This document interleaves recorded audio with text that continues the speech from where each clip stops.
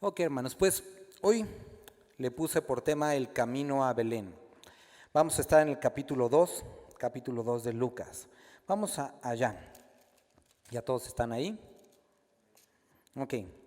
Dice, aconteció en aquellos días que se promulgó un edicto de parte de Augusto César, que todo el mundo fuese empadronado.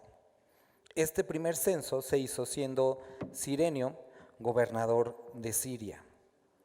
E iban todos para ser empadronados, cada uno a su ciudad. Entonces, al igual que en el capítulo 1 nos menciona cuándo sucede lo de Juan el Bautista, nos dice que fue en el tiempo de Herodes. Nosotros aquí encontramos en este capítulo número 2 que nos fecha este acontecimiento durante el gobierno de Augusto César. Ahora, a diferencia de Herodes, bueno, todos tenían sus cosas, pero a diferencia de Herodes, Augusto César fue considerado un muy buen emperador. Augusto César adquiere el trono, él no era como el siguiente en la línea, sino que su tío, Julio César, lo adopta y entonces él, junto con otros 3 emperadores, es cuando sucede esto del triunvirato, que son 3 como representantes de Roma al mismo tiempo. Está Lépido, está Marco Antonio y está, bueno, su nombre original no era Augusto, sino es Octavio. Y hay una guerra, todo esto conoce lo de una de las Cleopatras, que está con Marco Antonio, hay una guerra y entonces al final, para no hacerse las largas, queda Octavio como representante de Roma. No sé si recuerdan de sus clases de prepa que antes, bueno, Roma era una república. Durante el gobierno, o el imperio más bien de Octavio, él se pone el nombre o se le añade el nombre de Augusto, que quiere decir exaltado o deidificado. Entonces él se pone en un lugar como de divinidad, como si fuera como sí, hijo de los dioses, y adquiere el gobierno o el imperio de Roma. Entonces adquiere este nombre de Augusto César, ¿sale?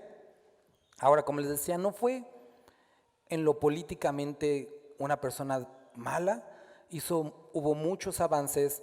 Durante estos 3 gobiernos del triunvirato, Roma se caracterizó por decadencia política, decadencia económica, había ladrones, asaltantes en todos los lugares, era un desastre Roma. Y durante su gobierno empieza como que a normalizarse todo aquello que había sido un relajo por muchos años. Yo estaba pensando que pudiera a lo mejor verse un poco, solamente un poco, como el gobierno de Porfirio Díaz, que hubo muchos avances, obviamente los pobres se hacían cada vez más pobres, había una polarización en el país, pero hubo muchos avances. Entonces, algo parecido fue el imperio de Augusto César. Entonces, durante un tiempo en el que había muchas cosas peligrosas, pero a la vez había como un tipo de esperanza para muchos en el gobierno, en ese tiempo, dice que Augusto César promulgó un edicto que todo el mundo fuese empadronado. Roma estaba carente de muchos recursos. De las cosas que hace Augusto es que trae dinero de Egipto y lo pone en las arcas de Roma, y entonces empiezan a funcionar mucho las cosas. Ahora, este empadronamiento no era como el INEGI, como para saber cuántos somos, sino era para cobrarles mejor. Si había 20, pues vamos a cobrarles a los 20, pero si descubrimos que hay 300, pues ya son más dinero. Entonces, este era el propósito de este censo que se estaba haciendo. Versículo 2. Este primer censo se hizo siendo Cirenio gobernador de Siria. Jerusalén había quedado dentro de este distrito de Siria que estaba bajo el imperio de Roma. E iban todos para ser empadronados, cada uno a su ciudad. Entonces nosotros vemos que durante este tiempo es un tiempo de muchos cambios políticos, muchos cambios sociales. Este emperador, imagínate eh, como de la jactancia de poder decir, yo he movido a todo el mundo conocido, porque por su orden todo el mundo conquistado tuvo que moverse de sus ciudades a sus ciudades de origen y pasar lista y obviamente pagar su impuesto. Entonces esto era algo que había hecho. Y al punto que quiero ir es que lo que estamos leyendo es un momento de cambio social, un cambio enorme en la geografía, en las personas. Había muchos cambios. Y hoy tendríamos que preguntarnos cómo es que nosotros estamos reaccionando a los cambios que definitivamente espero que todos estemos viendo que suceden. Hay cambios en lo político, cambios en lo social, hay muchos cambios que estamos viviendo. Y como creyentes pudiéramos no entender cómo movernos en esto que está sucediendo. Ahora, solo imagínense que José fuera de un grupo anticenso que hubiera dicho, no, vamos a manifestarnos y no nos vamos a censar. No vamos a ir al lugar de origen, y ahí habían hecho su marcha y todo esto. Cuando Dios estaba utilizando este censo para que José se moviera de donde estaba a la ciudad de Belén, para que sucediera como a Dios había dicho. Ahora, los movimientos sociales tenemos que entender que Dios puede tener dos reacciones a estas. Uno, cuando se anteponen a sus planes, frustrarlos. Así, Dios no va a dejar que sus planes sean echados a perder, Él los frustra. Nosotros podemos ver cuando se juntan los pueblos después del diluvio y dicen, vamos a construir esta torre y vamos a hacernos de un nombre. ¿Y qué hace Dios? Lo frustra y lo para en seco. Por otra parte, podemos ver movimientos sociales, movimientos políticos que Dios utiliza. Entonces, o los frustra o los utiliza para cumplir sus planes. Y nos deberíamos de preguntar el día de hoy, ¿qué es lo que está sucediendo con todo lo que estamos viendo? ¿Dios lo está frustrando o lo está utilizando? Y si no lo está frustrando, ¿por qué tendríamos que agarrar una bandera de querer parar algo que Dios no está parando? Sino que Dios está utilizando para obtener algo de su pueblo y desarrollar eventos que han estado profetizados. Me gustaría que el día de hoy pudiéramos considerar 3 aspectos para poder entender la voluntad de Dios en las cosas que nosotros estamos viendo que están sucediendo y cómo actuar en medio de ellas. La primera, tenemos que entender, y esto es algo muy importante, querido hermano, José lo entendió. A lo mejor no dijo, estos son mis 3 puntos, pero vemos que él entendió esto. Pero tenemos que entender que Jehová reina en el mundo o en el gobierno de los hombres. Esto nosotros lo podemos ver en Daniel capítulo 4, versículo 17. Si recuerdas cuando estuvimos estudiando esto, está Nabucodonosor engrandeciéndose, sintiéndose que es todo, y Dios le dice, vamos a cambiar un poco las cosas. Y quiero leerte, dice, para que conozcan los vivientes, eso incluye a todos, que el Altísimo, ¿qué? Gobierna el reino de los hombres. No debe de quedarle duda a la humanidad que Jehová gobierna el reino de los hombres y que a quien quiera o a quien él quiere lo da y constituye sobre él al más bajo de los hombres. Una y otra vez, bueno, a lo mejor no una y otra vez, pero en varias ocasiones he comentado y hoy lo voy a volver a hacer, que como creyentes no debemos de perder nuestro tiempo en grilla política. A eso no fuimos llamados. Podemos tener, y es saludable, cada uno una opinión política, pero tienes que entender que a pesar de que tú consideres que ese que está es el más bajo de los hombres, esto no es ajeno a Dios. Y que nuestro propósito como iglesia no es criticar, no es señalar, porque eso en nada ayuda. No sé, al principio era un poco divertido, pero ya los últimos meses ha vuelto más frustrante ver las redes sociales, los comentarios de que un gobierno hace algo, quejas. Hace lo contrario, quejas. Hace una tercera opción, quejas. O sea que nada nos gusta. Y eso es como de siempre, ¿no? Hace lo que hubieras pensado, pero esto. Entonces nunca estamos a gusto. Pero si nosotros entendiéramos que Jehová gobierna el reino de los hombres, nos sería más fácil caminar y fluir con lo que Dios está haciendo. Segundo punto que nosotros necesitamos entender muy bien es que la única forma de poder actuar correctamente es a través de la oración y la lectura bíblica. Primero, entender que Jehová gobierna. Segundo, la oración y la lectura bíblica. Lucas, más adelante, en el capítulo 18, versículo 1, Jesús dice, refirió otra parábola a los que estaban siguiéndoles acerca de la necesidad de orar siempre y no desmayar. Jesús les dice, la oración es muy importante y tiene que existir siempre. Y ¿saben qué? No debemos de desmayar. Ahora, cuando nosotros estamos viendo tantos cambios en nuestra sociedad, y creo que lo vemos de una manera acelerada, de a lo mejor unos 10 años para acá, están sucediendo cosas muy rápido. Y cuando nosotros vemos cosas como estas, tendríamos que orar. Me pregunto, si todos aquellos creyentes, los del mundo no, pero los creyentes que critican el actuar de tantas personas, han invertido el mismo tiempo de la crítica en oración por ellos.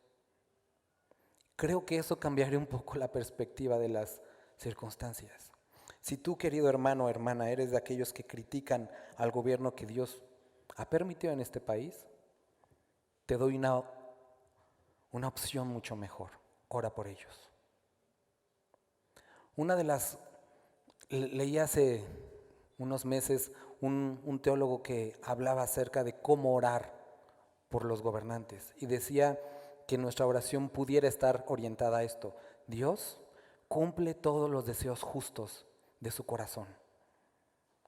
Porque si son deseos justos, entonces las cosas van a salir de acuerdo a su propósito. Pero si no son justos, Dios pudiera o puede frustrar. Entonces necesitamos invertir tiempo en oración.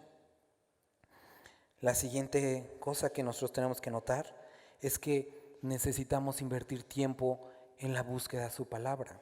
Ahora, ¿qué tenemos que buscar cuando estamos leyendo la palabra acerca de un evento o de alguna circunstancia en particular? Primero, ¿en el pasado o en la escritura hemos visto algo similar? Quiero que puedas pensar en aquello que tienes duda del presente. ¿Ha sucedido algo similar que podamos ver en la escritura? Una vez que encuentres si sí o si no, considera lo siguiente. ¿Cómo han reaccionado los hombres justos? ¿Cómo han reaccionado los pecadores?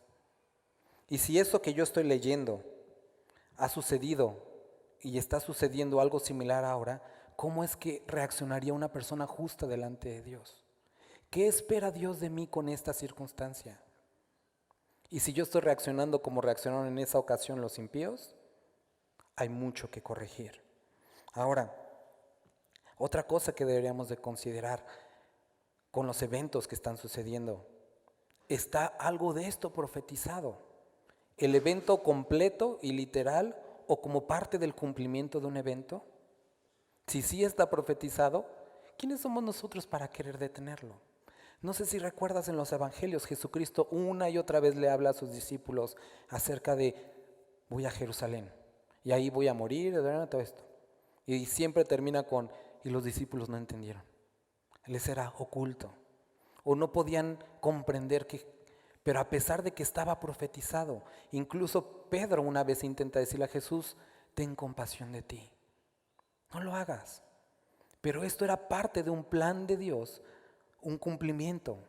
Y sabes, querido hermano, si lo que ves el día de hoy que está sucediendo en tu vida, en el núcleo familiar, en la sociedad, está profetizado de alguna forma como evento o como desarrollo de un evento, tenemos que aprender qué es lo que Dios quiere que participemos o cómo debemos de actuar. No trates de detener a lo que Dios ha dicho que va a suceder. Y otra cosa que podríamos considerar en esto, mis acciones, las acciones que estoy el día de hoy tomando, ¿representan obediencia a lo que he leído en la palabra? Porque si no, ¿qué haces, creyente? Entonces, versículo 4. Y José subió de Galilea, de la ciudad de Nazaret, a Judea, a la ciudad de David, que se llamaba Belén, por cuanto era la casa y familia de David. Entonces, este viaje que realiza José y que realiza María es un viaje de 125 kilómetros, más o menos de Puebla al Distrito Federal. El día de hoy, pues nos los aventamos en 40 minutos. Ya si eres un cafre a lo mejor te lo echarás en 30, pero el trayecto de la autopista 40 minutos. Ya entrando a la ciudad es otro relajo, ¿no? Pero 40 minutos más o menos, porque tenemos autos. Pero en ese tiempo, con una mujer embarazada y con todos los triques que había que traer, tomaba pues algunos días. Ahora, pensemos,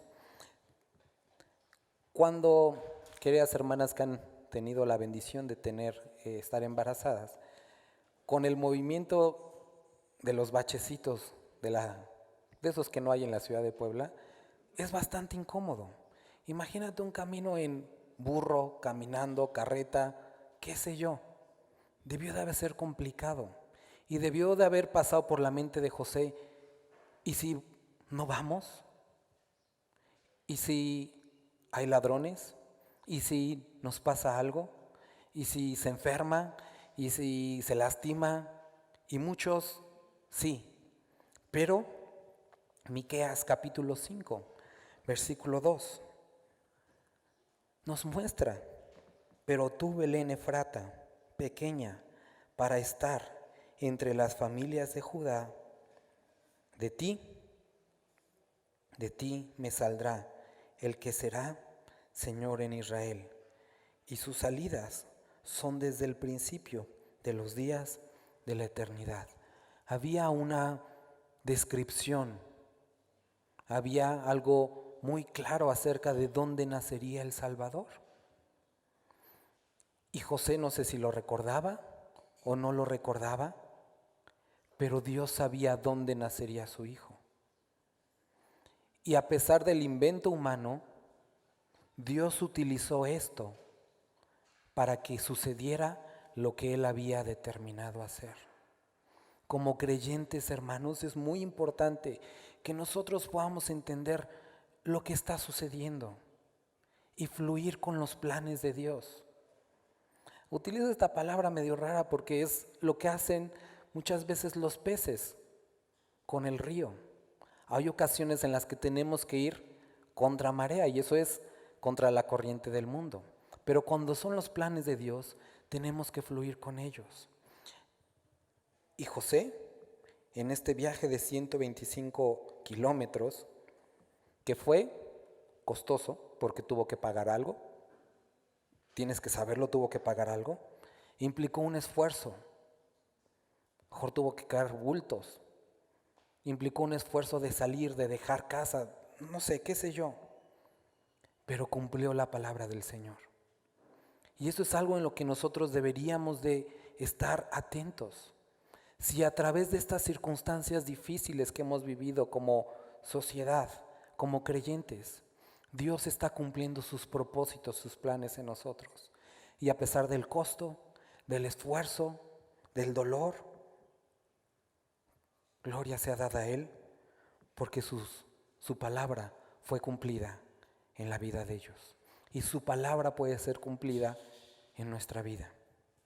Entonces llega a este lugar, Belén, pequeño, y se cumple la palabra de Dios. Versículo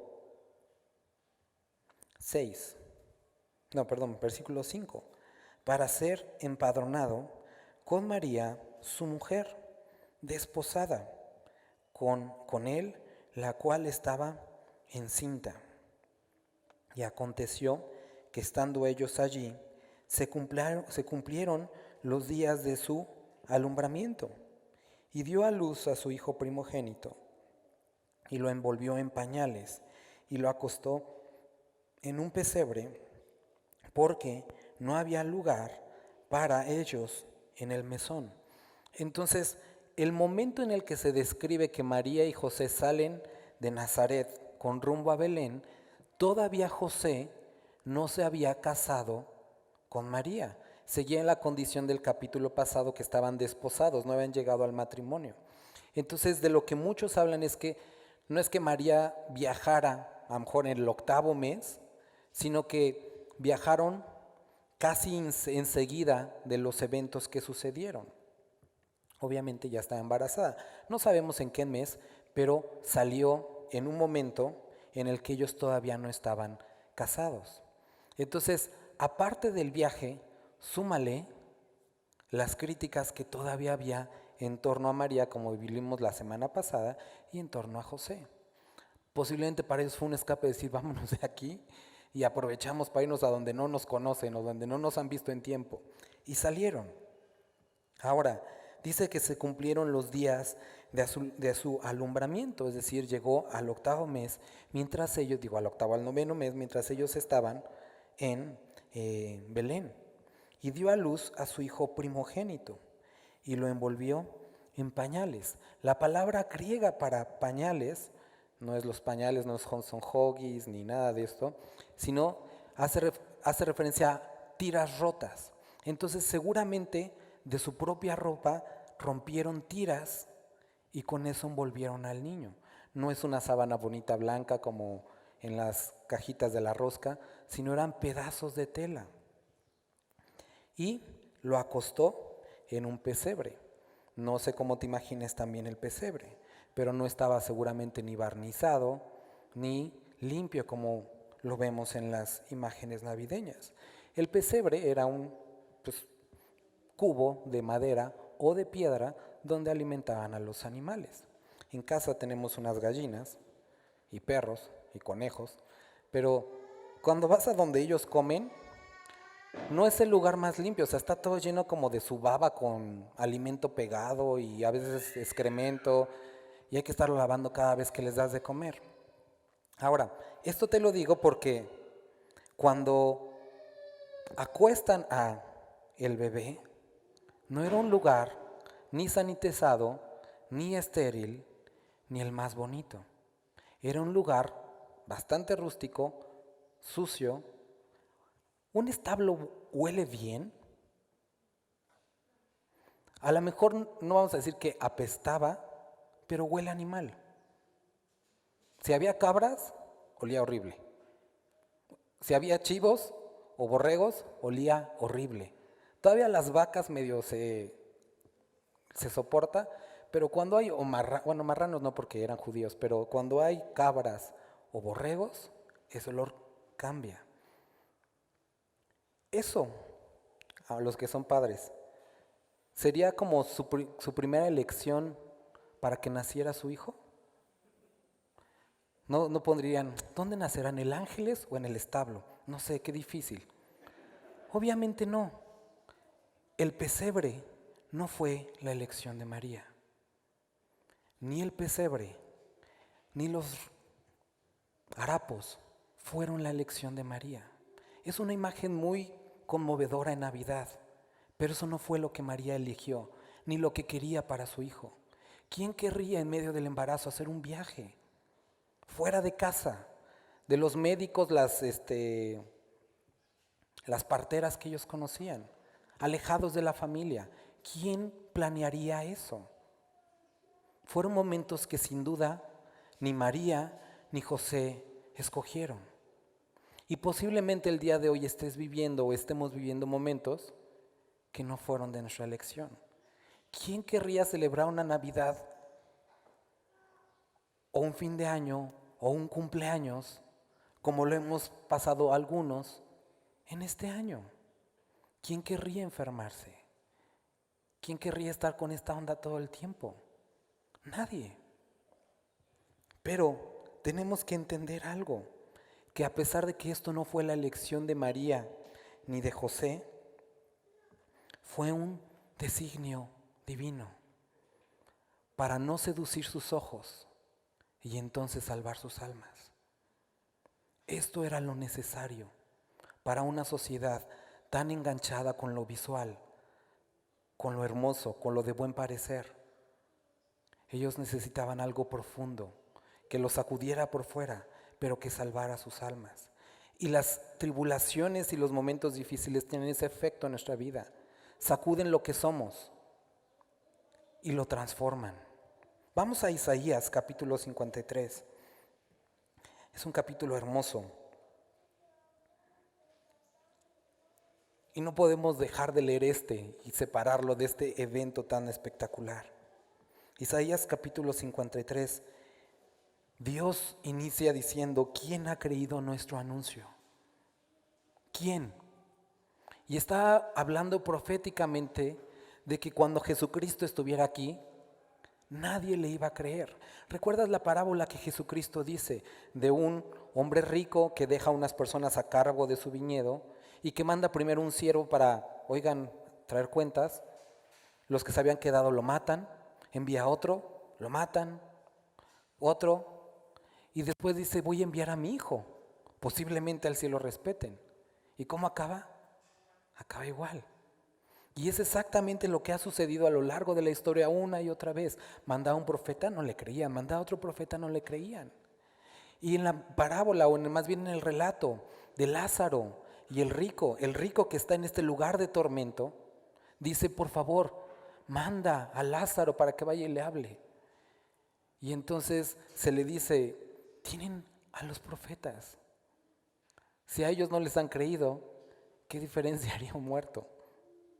Y sabes, Jesús sabía que su misión en el mundo, a los ojos de algunos, sería un fracaso, porque muchos condenaron y llevaron a Cristo a la cruz pensando que lo habían derrotado y no creyendo en Él. Y el día de hoy tenemos que saber que de la misma forma nuestra vida cristiana será tenida en poco a los ojos de muchos. ¿De qué te sirve leer? ¿De qué te sirve acercarte a Dios? ¿De qué te sirve ir al domingo a exponerte? ¿De qué te sirve? ¿Quién ha creído nuestro anuncio? Y después dice: ¿y sobre quién se ha manifestado el brazo de Jehová? Si recuerdas en Éxodo, el brazo de Jehová era un símbolo de fuerza y de poder. Dice que lo saque con brazo extendido y poder, cuando lo saca de Egipto. Y dice: sobre quién se ha manifestado el brazo de Jehová. La gente se burlaba de Jesucristo en la cruz y le decía: si eres el Hijo de Dios, baja de esa cruz. Si has salvado a unos, sálvate a ti mismo. ¿Sobre quién? Ese no es poder. Esta imagen de fuerza, de poder y dominio, nosotros la vemos en la imagen de un Mesías débil y vulnerable. Y Dios le plació mostrar su poder a través de la debilidad. Y esto es lo que sucede también con nosotros. En momentos difíciles, en momentos angustiosos, dice que Dios muestra su poder en nuestra debilidad. Si el día de hoy te sientes débil, te sientes cansado, déjame decirte que es el momento perfecto para que Dios muestre su poder en gran manera, porque esto es lo que hace Dios.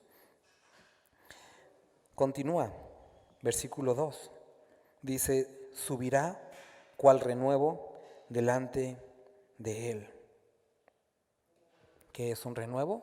Obviamente no es un árbol fuerte, alto, sino es esto que está verde, que con el dedo lo puedes doblar y se rompe. Es una imagen vulnerable nuevamente. Ahora, este renuevo no puede ser quebrantado. ¿Por qué? Porque está delante de él. Y si te sientes como ese renuevo en comparación de árboles fuertes, mientras estés delante de él, es donde está tu fortaleza. Decía David: Y este es uno de los salmos que una y otra vez leemos. Salmo 27:4. Una cosa he demandado de Jehová, y esta buscaré, que esté yo en la casa de Jehová todos los días de mi vida, para contemplar la hermosura de Jehová, para inquirir en su templo. En la mañana hablaba con el hermano Lucio de cómo a veces como hombres o como responsables de una familia es difícil cuando la familia está desanimada. Y hablábamos y llegamos a la conclusión de que este trabajo se vuelve fácil cuando mi esfuerzo no está en proveer, sino en acercar a los demás a Cristo. Porque entonces yo ya no tengo que estar jalando, sino Cristo mismo está obrando en el corazón de cada uno. Y eso cambia el trabajo. Y es exactamente lo que nosotros vemos aquí. La debilidad de un renuevo es transformada cuando está delante de Él. Esto era la diferencia con Cristo. Y esto es lo que puede hacer la diferencia con nosotros en momentos de dificultad. Continúa el versículo 2. Y como raíz de tierra seca. No sé, bueno, aquí también, pero Tlaxcala tiene una característica en su tierra que es dura. O sea, en este tiempo le puedes dar con el pico y te arden las manos porque es tierra extremadamente dura.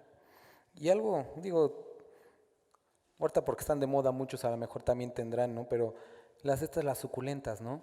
Es bien interesante cómo con una hojita la pones, sea tierra seca, tierra buena, y se empiezan a sacar las raíces y meterse.